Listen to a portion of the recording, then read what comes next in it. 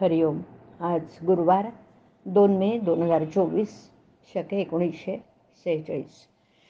सद्गुरू ब्रह्मचैतन्य गोंदवलेकर महाराज यांच्या प्रवचनातून ते आज आपल्याला सांगणार आहेत की साधनात अत्यंत सावधगिरी पाहिजे.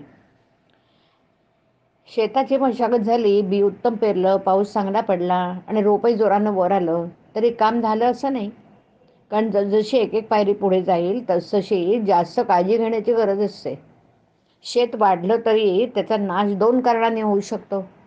एक म्हणजे गुरंढोरं शेतात घुसून नाश करतील, किंवा दुसरं म्हणजे कीड पडून किंवा टोळधाडीसारखा काही उपद्रव होऊन शेत साफ नाहीसं होईल. यापैकी पहिलं कारण थोडं स्थूल आहे तर दुसरं सूक्ष्म आहे. शेतात गुरंढोरं शिरली तर वरवर दृष्टी टाकूनही सहज समजते आणि त्यांना हाकलता पण येतं. पण कीड पडली तर जवळ जाऊन बारकाईने पाहावं लागेल.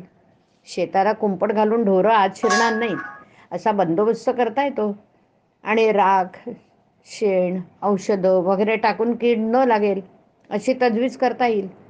हे सर्व करताना शेतकऱ्याला सतत जागृत राहावं लागतं, म्हणजेच एकसारखं शेतावर लक्ष ठेवायला लागतं. हाच नियम परमार्थातही लागू पडतो. साधकाने अत्यंत काळजीने वागणं जरुरीचं आहे.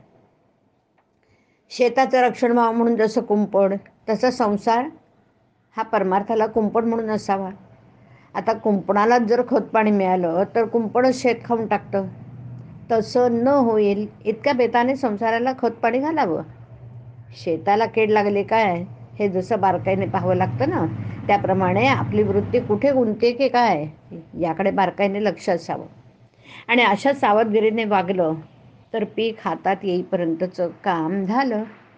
पण पीक हातात आलं, आता काय काळजीचं कारण असं म्हणून भागणार नाही. पीक हातात आलं तरी त्याची झोडणी झाली पाहिजे, पुढे दाणे दास्तानात जपून ठेवले पाहिजेत, नाहीतर उंदीर घुशी ते धान्य फस्त करतील. नंतर पुढे जरूर लागेल तेव्हा ते काढलं पाहिजे. काढताना सुद्धा दाणा फुटणार नाही इतक्या बेताने ते काढलं पाहिजे. अशा तऱ्हेने आरंभापासून शेवटपर्यंत अगदी जागरूकतेने वागलं पाहिजे. तरच साधकाची शेवटपर्यंत तग लागेल. नाहीतर मध्येच निष्काळजीपणामुळे आणि सर्व काही हाती आलंय अशा भ्रमाने वागले तर प्रगती थांबेल. अशी उदाहरणं फार आढळतात. म्हणून अतिशय सावधगिरीने वागावं.